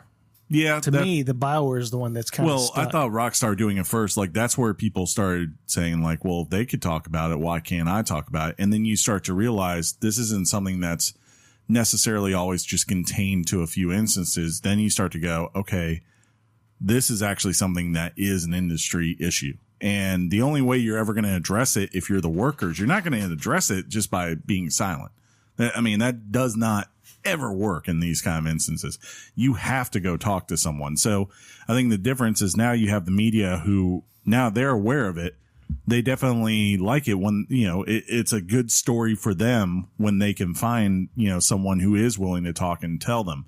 You just hope that whenever they report these things, that they're doing their due diligence and they're not just taking one disgruntled employee's words. Like you're going out there and you're finding multiple people and you're trying to confirm like, yes, this is something that does happen at these companies. It isn't just this one person that's just mouthing off about the company. I understand the need to protect sources, but I'm curious about how these NDAs work where it says, does an NDA prevent you as an employee of the company to tell someone exactly how many hours they worked? I would be surprised if it did. See, that's the problem I have with all this stuff. All these protected sources, all they're really talking about is they're not talking about the game. They're not talking about things. For the most part, they're talking about how long they worked. Mm-hmm. Why are they anonymous? Probably because they don't want retaliation. But every single one is anonymous. That's what's frustrating about this because I feel like anonymous sources are being used more and more and more and more in today's journalism, not just in games, but across the spectrum. It seems like there's a lot more of it. Well, yeah, days. Because we live in a world now where there's so much potential retaliation, right? Because not just from your company. That's the kicker. That's why they don't want to, especially in this instance, I would think, like, because if you get marked as a troublemaker who's willing to go talk about bad things, to the press before, the worst that would happen is that it appears in the newspaper. And unless it just keeps appearing in the newspaper after like a day or two, it's out of the cycle. It's moved on. Now it's like, hey, not only is your name going to appear on this newspaper, it's going to be tweeted. It's going to be shared on Facebook. It's going to keep appearing. And more importantly, it's going to be captured by anyone who's hiring developers. And I would say it's probably going to be shared around. And everyone's going to take note of who is a potential troublemaker for their company. It goes without saying, if Fortnite's abusing people, they need to be called out on it. Okay, so I need to not say my sloppy seconds joke. Okay, good. You're up next, John. Oh, boy. Oh, my gosh. I'm excited Speaking about of this sloppy seconds. Oh, because it's a second, see? Super Mario Maker 2 release date. Yeah. Can you feel it? I can feel it. Super Mario Maker 2 will launch on June 28th of 2019. That's this year. That's soon. The information came by way of Nintendo of America's Twitter account. Mm-hmm. The game will feature the full original content, presumably, as well as, quote, new tools, course parts, and features, end quote. Also, Nintendo Switch Online is approaching 10 million subscribers. Reveled during a financial results briefing by the fiscal year ending March 2019. Nintendo reported that NSO subscriptions have exceeded 9.8 million accounts. It is unclear how many membership packages are broken down in this number. I can tell you of at least one. That's funny.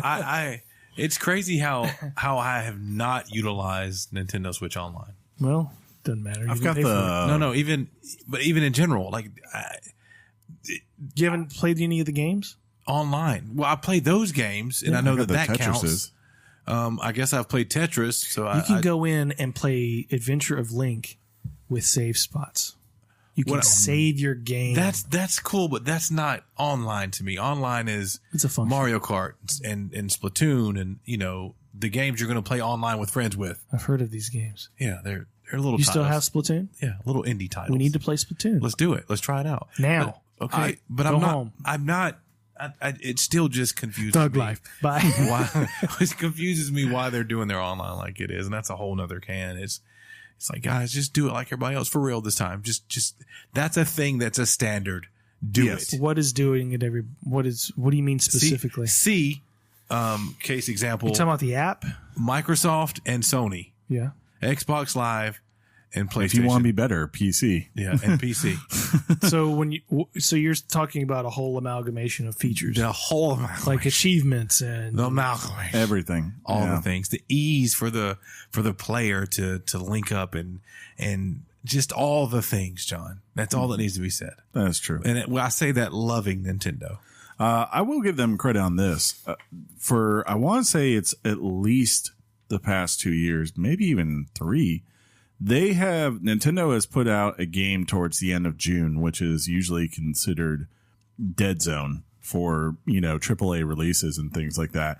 And I mean, that's just smart on their part because no one, I don't know why. I mean, I'm sure there's probably some sort of analysis of statistics that Microsoft and Sony have done to say, like, look, we will actually just make more money by waiting until August to release this, right? Or getting it out before the end of May.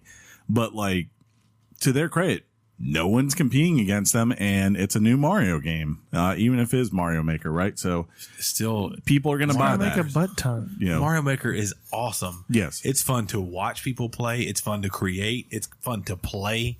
It's hype. And it gives us a topic for that week. Yeah. In the middle of June, or at the end of June, we got a topic. You know what I mean? Yeah. But there was some clarification by Nintendo on their new hardware. Nintendo CEO Shuntaro Furukawa has indicated that the company has no plans to announce new hardware at E3 2019. Oh. His statement comes following reports that new iterations of Nintendo Switch are incoming. The latest indicated that there is a cheaper version of the Switch set to release this year. Furthermore, it has been rumored that a, quote, more powerful to modest improvement version of the Switch is also on the horizon. E3 will likely focus on Nintendo games, while saving the hardware announcements for other Nintendo Direct presentations, which would make sense. I guess he did this just to curve expectations of what was going to be in their E3 presentation. Because, I think we're talking about there's too many leaks for this not to be, true, that at some point it's coming. Yeah, will it be like a thing where he goes like, by the way, July 1st, there's a Nintendo Direct, and then like it's coming out on July 15th. Dude, they're talking about Metroid Prime 4, okay, and how far it's come from scratch. Nowhere. From the scratch rebuild. We got some drawings, guys. It's definitely not going to be like it was with Smash and Zelda. It's going to be they're going to feature a big game, probably Pokemon Sword and Shield. Sword and Shield? Yeah. And then probably 2 or 3 other big releases. But the modest, I was disappointed by this because they said that the upgrade will be modest the last time we heard. So that could mean a higher resolution display. That could mean Bluetooth technology built into. It could mean the ability to actually just have a headset on your Switch if you want. Hence the Bluetooth. Yeah. Or a controller with a port to plug in a headset. Exactly. That'd be fantastic. That was the glaring. That'd be fantastic. That would be great. Jeez. I would, yeah. That would be nice. Oh, it would feel so good. Right. Speaking of feeling good, what? Scrambles feel good. Persona 5. What's your favorite scrambled egg? Just a scrambled egg with cheese. That's it. Yeah. What else needs to be in a scrambled egg? Persona. You don't like onions? Then it becomes more sprinkled with a bit of Persona 5. Then it starts to be an omelet, and this is not called, Persona 5 omelet. I take full responsibility for this segue. Persona 5 Scramble, a spin-off of the Persona series, the Persona 5 Scramble, The Phantom Strikers, good lord, Japan, has been announced for PS4 and Switch. It is being created as a collaboration between Atlus and Koei Tecmo, according to the sources. It will be first action RPG in the Persona series along the lines of Dynasty Warriors, and it is important to note that this announcement comes following hopes from fans that Persona 5 would be ported to the Switch. No word yet on whether it's officially not happening. So I'm guessing Hyrule Warriors type game or that's what Koei Fire Emblem Warriors Tecmo does, I believe. Yeah. Those games generally are fun and people really People buy like them. Yeah. People buy them. They, I know one in particular who was obsessed with it for a while. Ryan Leaf. That's right. Yeah, it's like, I think to their credit, Koya? I don't know. Yeah, Tecmo. The last couple of years, like Dynasty Warriors does okay and it's got its niche base, but they've kind of like in a way of, dudes that did Walking Dead, Telltale before they died, like they've kind of figured out like, hey man, if we instead just build our games around all these great franchises, instead like bringing all these AAA franchises to build out our games, then you'll just make a ton. Kirby Warriors. Can you imagine Kirby? I'm surprised That there would be isn't amazing. Yeah, I'd play it. they should do a Bayonetta Luigi Warriors. Just leave it at Kirby, bro. Okay, man. Sorry. one. Or Yoshi Warriors. Just leave it. they could do. You're welcome. I did that for you. Can you imagine that tongue taking out hundreds of... Yeah. I can. Yeah. Oh, Yoshi. Trying to think one for Xbox. No. Halo Warriors. They've already got Halo Wars though. Yeah, but just imagine Gears. in the style of the Dynasty Warriors. Could you? Oh wait, imagine Chainsaw fights? Yeah, just Gears like you just running around constantly with a chainsaw. everything. That's all I would do. Chainsaw fight, chainsaw I would get fight. the chainsaw achievement instantly because that would be all I would do. Wasn't it a situation where you guys basically cleared the room? Yeah. There was one enemy left, and Chris sees you Chainsaw running fight, bro. across the screen, going chainsaw fight, When they happen, and you lose. You lost the fight. He cut me in half, so you bro. you guys had to start like 10 minutes back. Pretty much. it's The story of our Chainsaw lives. fight, chainsaw fight. I can't. And a dang lightning. I can't. That lightning level. Oh my But god. Chris is like, "Dang it, Sean!" I can't explain to you how fast they come up and how instantly you better be on your game for a chainsaw fight because they will take you out, bro. Chainsaw sure. fight, chainsaw fight. Finally this week. Is that finally? Finally this week. All finally should have they should all be leaked like this one. They should have the word leak in it. That's right.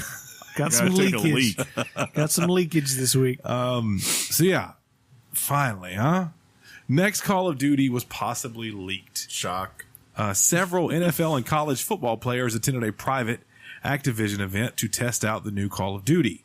And the game may have been revealed via, however you want to say it, a video uploaded to Reddit from one of the players' Instagrams. In the video, the words Modern Warfare 4 and kill streaks can be heard. And if you play this game, you know that that's good stuff. Call of Duty Modern Warfare 4 has been rumored for a long time, so that would be very hype. I wonder if it's just like they built such a service-based thing with Black Ops 4, right? You have to wonder what's going to be in this one this fall. Is it just going to be here's a campaign and some multiplayer again? Like that's kind of what's always been in Modern Warfare versus Black Ops? Or are they going to double down on some of these things? Or are they going to be like, by the way, yes, we are finally taking Black out and separating it out, and we're separating out zombies, and those will continue to now just be services we run, and maybe make them free to play or something where you can purchase different things. I don't think they'll ever be free to play. I don't know, man. They find a way. If they do the statistics and they go like, we can make this much money, You they'll do it. have always been free to play lockered, and I've always said that is dumb. Tell that to Fortnite with their 70-hour work weeks. They did it different, and they have minions. Okay, Old free to play locker. they should just put it free to play. Analytics Always make it free to play. It's so much money from the analytics standpoint. It's an online game. After a while, it should be free to play in my book. This dude said World of Warcraft should just go free to play. They should. Here he goes. Just do it. Just enjoy that silence. Just do it. Or at least until Endgame. Do it. Pay for Endgame. Let the people just level for free a character. They do 1 to 20, bro. Yeah, but I'm saying doing all the way to 100. All the way May over here. You know what didn't, since you brought up the NFL, something you didn't put in the news, and I should have hit you up on. EA this week confirming with Madden 1, Patrick Mahomes on the cover which was great because as soon as he did, his team like had all these legal issues and fell apart.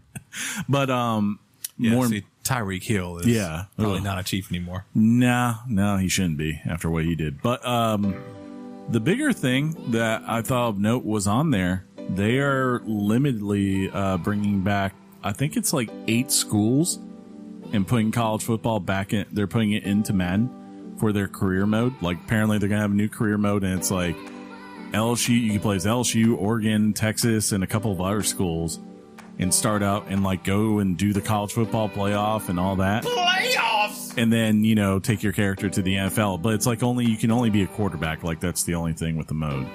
So I'm interested to see that. I cannot wait to play that. Madden, you found a way. That said, you guys want to wrap this up? Never.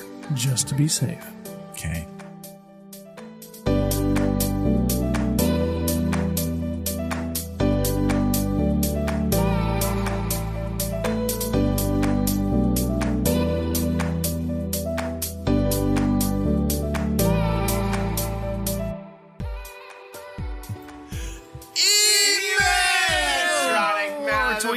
Future that didn't. Normally, you people write in thoughts and opinions to Weekly Games Chat.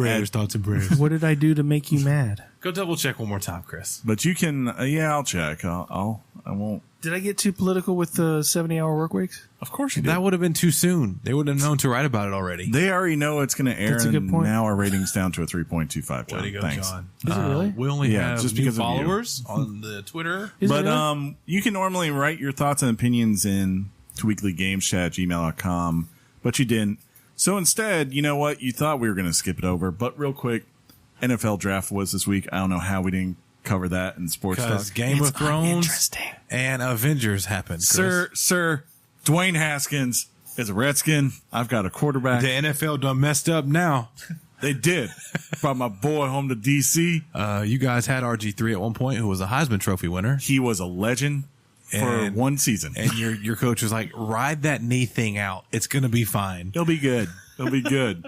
But I was actually pleasantly surprised. We kept up our tradition of drafting an Alabama player. Took old, what's his name? The center, Ross Pierschbacher. Is that how you say it? Pierschbacher? Something like that? Yeah. So I was like... Roll Tide. So him and Jonathan Allen and Landon Collins, we're just building an army here. Yeah. They can all just get together and be like, hey, Roll Tide every Saturday. Yeah, they will. They better. I hope. But, you know what you shouldn't do, though, Sean? What's that? Draft quarterbacks from Duke with the 6th pick. What's going to happen is that guy, somebody said this. I listened to, I mentioned this before, to Barstool Radio on Sirius XM. That's a free plug. But those guys are hilarious. And they go, this guy, or it may have been on Undisputed with Max Kellerman and Stephen A. Smith. Undisputed is Shan Sharp. Oh, what's the one with Max Kellerman? I don't know what theirs is called. I watch Undisputed. That one, they go, this guy has to make the Hall of Fame now. He has like, to. You draft this guy with that draft pick, he has to make the Hall of Fame. For the record, if he busts, Ryan Leaf becomes Daniel Jones. Exactly. That will be his new name. Exactly. That's how good it is. I was like, Tony is a notorious Giants fan, right? Mm-hmm. From Geek Versus. And I was like, we got done with watching the premiere. And I pull up my phone because I was like, the draft was that night. So I wanted to see if we had picked yet. And I go and I see who the number 6 pick is. And I was like, I turned around. I looked at Tony and I just went, hey, Tony, did you really enjoy Endgame? He's like, yeah, it was a really good ride. I was like, good. You grasp on that because I just want you to know who you took. Doug Jones. Doug Jones. What's his name? David Jones? Daniel Jones. Daniel. Hey, we need to post that to Twitter and I'll go, Bob Barker, anyone? I was thinking That's funny. Don't forget to have your pet spayed or neutered. Yeah, always. There's a boom mic that attaches to the headset Chris uses for this. That's also his gaming mic. And it's skinny and long. And it looks like a Bob Barker mic. That's accurate, too. It's fantastic. Wait, what happened? Whoa. U-turn. Some people call me John Holmes. Wait, what? Most don't. Including most ladies. That's awesome. But Sean, you weren't here last week. I did not touch your Twitter stuff, so you Twitter away. I don't know how. I'm gonna go take a nap. Just let me know. No, it's cool, man. We'll make this work. Platinum Twitch. Yeah. Platinum everything. Hey, that's my boy. Friend, yeah. Had put out a question, which was a great question. I forwarded it on out to the people, and some people said some things, but I want maybe this will maybe you'll write into us and give us your thoughts on this too. GameStop? Yeah. Did you already read that one? No, we were streaming together. Well, he was streaming and he said like, "Hey, you want to hop in my voice chat?" I was like, "Yeah, sure." Yeah, I was like, "Cool." Yeah, we were playing Sekiro together, and I was screaming at my TV, and he brought this up. I said, "Well, just tweet us or email us." So this says, "Am I the only one who loves going to my local at GameStop over buying digital? It's very reminiscent of heading down to Blockbuster to pick up something new to enjoy." And I guess you gotta be a certain age to remember how fun it was to go to 14-year-olds, long time Dude, ago. going on a Friday night after school. $5 if you can sing the Blockbuster theme song. I'm not going to do it. Can you? It's copywritten. It's blocky, Blockbuster. We're going to get movies, maybe some popcorn. Is that how it went? No. Oh, okay. Not even close. But he hashtagged ask Twitter, hashtag gamer thoughts, hashtag support gaming. Our good friend Acid Sugar 1414 replied and said, "I'm under the belief that shopping at GameStop does little for gaming. They push used games, which they only make profit from. Yes, it's cheaper for the consumer, but why would I buy a game I like cheaper and have none of that money go to the people who made it?" It's always been a fair point. Just my thought. Platinum then said, "I think the lack of supporting developers is the single best argument against GameStop. I just really enjoy the community of the people on the ground level of GameStop. The corporate office is where the problem can be found." I think as a younger man, I definitely, and I know you guys relate to this, like enjoyed it, going to the store. Even the last couple of years until Sean said screw lunch, when we would go pretty much about once a week, we would go to our GameStop after we went to lunch, and just, talk to our local guys there, just have fun for a couple of minutes. But now I live in a world where I don't have to leave the house that much, and I enjoy convenience. I'm like, I could put pants on, but I'm not going to. You don't have to go to GameStop with pants on. If any of you guys, if you've done like this next tweet that I liked and retweeted, it's a layout of all this person. This was tweeted out by Gamer Blessing, and it's a history of PlayStations. It looks very beautiful. I even mentioned that I think it was cool, and that Chris and John probably would too. I'm going to show the boys now. Yeah, you did show me that, or I saw that. It looks amazing, very right? pretty. So it's everything going from like the PS1, obviously the Vitas. It's got the PlayStation like coasters that are the logos of the buttons. It's a very nice spread. Yeah, it is. So that prompted me to think, hey, if you guys got any cool setups, we've kind of been doing that on the Discord channel. Show us what you got. You know what I mean? That's really funny. So Chris just pulls up. Speaking of Discord, Hold on. Let me. It's a guy obviously holding something like a fire hose, and it says everyone in the movie theater bathrooms after watching Endgame, and there's an explosion of water. It's going so the other perfectly way. leveled too. It's like Richard level perfection. I love it. Let's see what else I got. Let's see this one. Was this the same one? Oh, Platinum also put out basically a poll that said, "I want to see how big the split really is. Do you prefer to buy your games as digital or physical copies?" At JMote54 tagged us and said, "I'm somewhat torn," after I retweeted it, and said, "Digital definitely has the convenience factor. However, there's no way to borrow or lend games to friends." I said, "Right.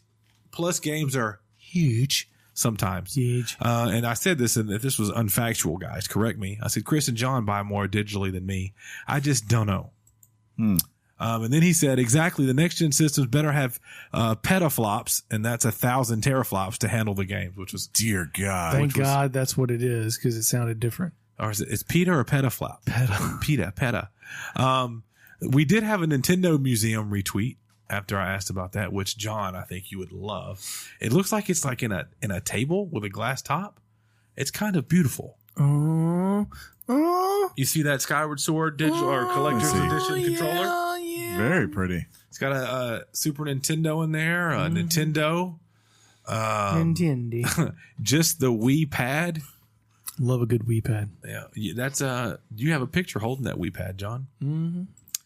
I got a little bit of time here, guys, so I'm going to just keep scrolling up and seeing what, hey, I will tell you this, that DJ Haygood followed Robert Downey Jr. and it's on our newsfeed. I also followed Emma Watson. She's cute. All right, let's just put it out there. We got a message, and this is for Chris from @BigRiff. Remember when I told you not to sleep on the Trailblazers? Here's why. Yeah. Maybe Chris can recreate this in 2K. And then that was 5 days prior that he had said that he loved Dame Lillard. He loved the Trailblazers. Dame Lillard is the MVP of these playoffs so far. Like what he's doing right now, he's showing everyone like, hey, you know, y'all been sleeping on me these last like 3 years when I've really been a top 5 point guard, but you guys never put me in the top 5. It's like, there it is, man. When you can hit a 37-foot 3-pointer with a dude's hand in your face, that's like 6'9". 9, right? @MagicNumberLA tweeted a picture of this that said gaming comedy podcast, now 2 solid hours of incomprehensible inside jokes. And I think that's possibly towards us because we have a lot of jokes. Maybe yeah, not. I saw that. But it's still funny. It was part of it was an image from a story. And if you're a new listener, there probably are some things that we talk about that you don't know. You know what? It's probably fine. You'll figure it out one day if you keep listening, I think. Probably. Because we say it like a gajillion times. I don't know how much farther I can go back. My phone's loading slow. I was going to pull up some things that, because Chris said he didn't really go over to Twitter last week. I did not. I would know that had I listened to the show. Huh? Anybody? Nothing? Cool. Zexon389 said maybe you guys could do one episode with your favorite video game from each console that you've owned. Say that again? So we do an episode when we have a dry week with our favorite video game, but it has to be linked with our favorite console. Ooh. Or no, from each console. So like if I never owned a Sega Genesis, so I could not have a Sega Genesis game.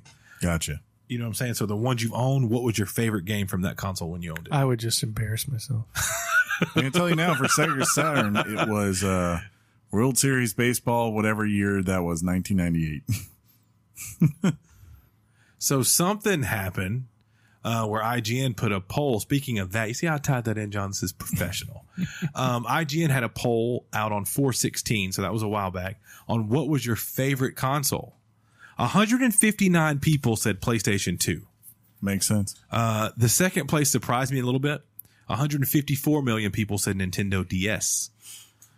Even more surprising was the third one to me. The Game Boy and Game Boy Color was 119 million. Well, can I tell you that the top-selling console of all time is the PlayStation 2, and coming in second is the Nintendo DS. The bottom of this is crazy. Correction.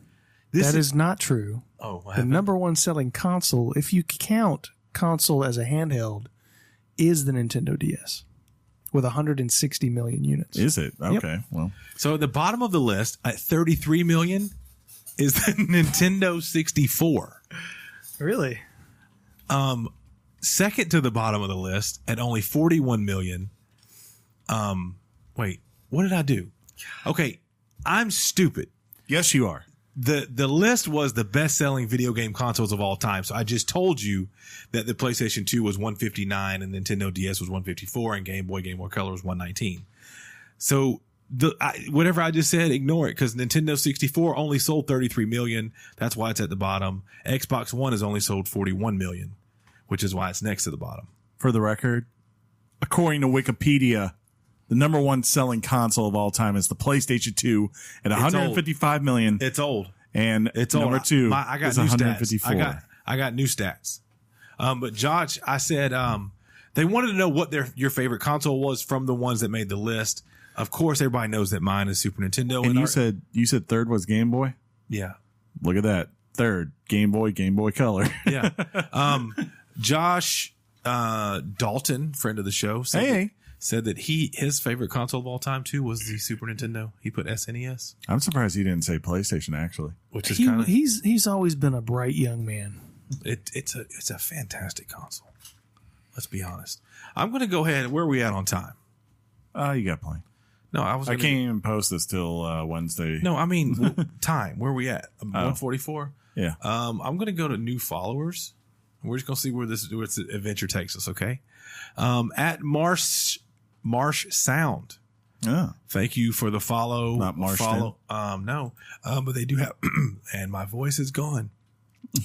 They do have a SoundCloud, so that means they like music or make music, which is great. Thank you for the following you back. At random_tat. Let's see what you guys are about, huh? Our official page for our podcast, Random Thought and Things, where we update our followers on new content. So thank you for the follow you back. And if you are a podcast and you support us, we support you. We think, unless you're like anti-Semitic and racist and you kill babies and stuff. Yeah, that's probably fair. Then we're gonna hit the eject button on that. That's where we draw the line, folks. At Junior8708, gamer, singer, artist. That's awesome. Thank you for the following your back. You have a pinned tweet that says you're raising money for China, gaming or bust. That's awesome. Is he going to China to play something? Maybe to get gaming in China? At Raul Goro. Good name. That is good.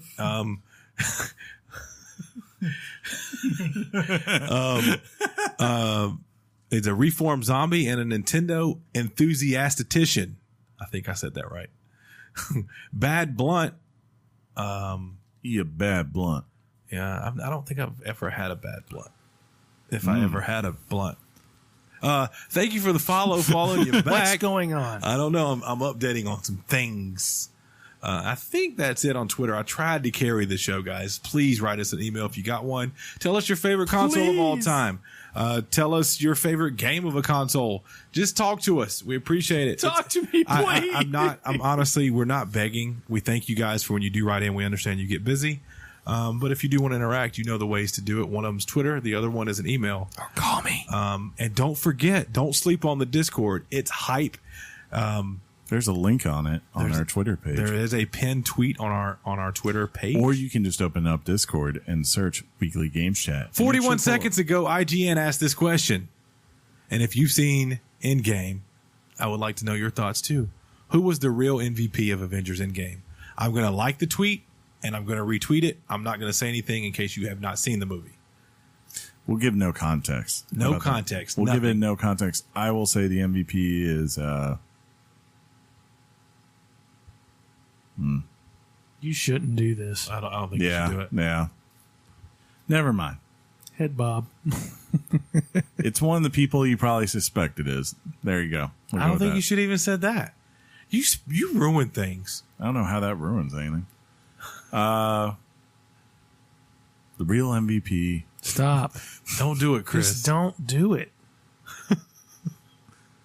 Is Hawkeye. Always Hawkeye. No, you shouldn't have done that. Hawkeye's in this movie? Right? I think that's when I went to go use the restroom. Oh, yeah. Restroom. I think that was literally what I told you. This is a great time to go ahead and go, Sean. He was like, "Hey, is it okay to go?" I'm like, "No, don't go yet." What was and funny? then like he popped up on screen, like, "Go now, go now." What was funny is Chris gets up to go, right? And I kind of go, you know what? I'm gonna go ahead and go too. Chris gets up and goes. I follow him out the theater behind him. I assume he knows I'm behind him. We're not talking because we're kind of doing the walk. He goes left out the doors. I go right. I get back to my seat before him. He comes back in, and I think you mentioned you should have went, or did you go? Do you have to? And I said, I just went. He goes, when? I went, I was right behind you. Like, he was like, how did this happen? His mind was blown. It was fantastic. And then you did the head bob. There you go. I just saw that and I thought that was funny. That is good. Can't tell them, but no. If you like Game of Thrones, there's a nice little meme. There are tons of them that I've seen just now from my own two eyes that Chris showed me. Yes, it's fantastic. It's funny because that was back-to-back weeks, right? Yeah, if you guys are watching Game of Thrones and you're not on season 8, tighten up. Anyways. Sorry, man. Shot to you, Jeff. This has been episode 202 of Weekly Games Chat. So weird to say that. Palindrome. It feels very weird because we recorded on a Saturday. You posted the audio on Wednesday, so we didn't see each other, and I haven't seen you guys in almost 2 weeks. Or you saw me last Friday. You know what I mean? Yeah, I gotcha. For here, it's crazy that we're only 2 episodes after that one, and it feels like forever ago. It's the way it usually works. Feels like the first time. It doesn't. It just feels like old hat at this point. But anyways, if you like the show, subscribe to us on iTunes or wherever podcast service you use, and you will get a new episode just like this one every Wednesday. This might be out a little bit later Wednesday because of just Libsyn stuff. But that said, while you're there, make sure you rate us and like us. Helps people find the show and makes John feel better about his life, apparently. Literally in Discord, they were talking about how they met us, and it was because they found us looking for reviews on games. Yeah, the funny part was one guy in this week said, did anyone else listen for the first 3 months and couldn't tell who was who? Well, that's because the audio was different. Yeah. And when you really hear me and you talk, I mean, we're clearly different, right? I said, I'm the one with the deep voice, and they're the two with the girly voices. First of all, I don't have a girly voice. I do. I have the medium voice that I make deeper when I need to. I'm the dude who in the Boys to Men video comes out and does the spoken word part like, hey, girl, I'm sorry. I just want you to know. Yeah. John's over there doing the high notes for us. I hurt too. That's John's jam.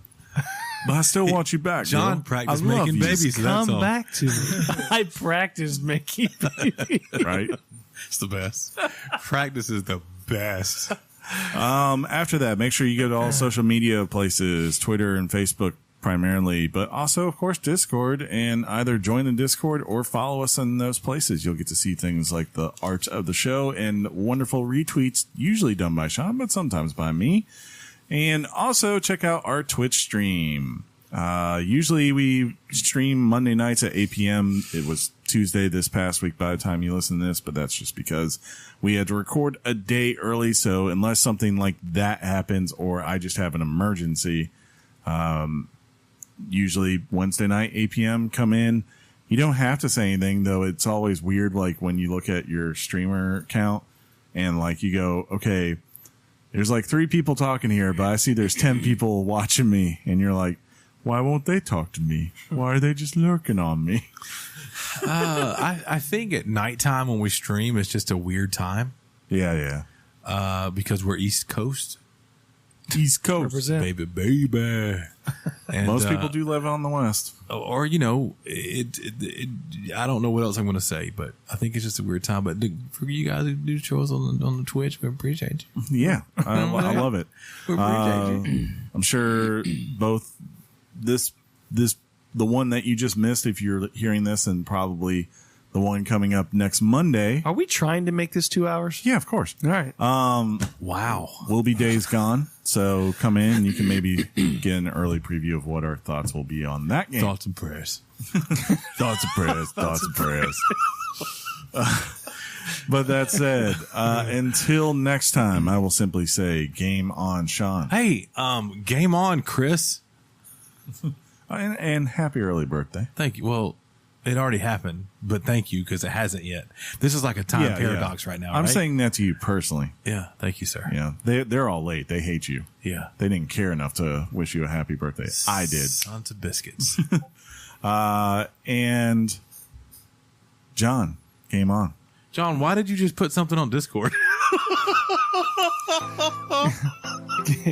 That's fine. Game on, jackasses. You usually say Chris and Sean. Thanks. Now I gotta cut that out. You gotta say Chris and Sean. So just Chris and Sean. Yeah, thank you, because I'm gonna cut that other part out. Don't do it. Your mom's box. Peace out, everybody. Chaos Pain Warrior.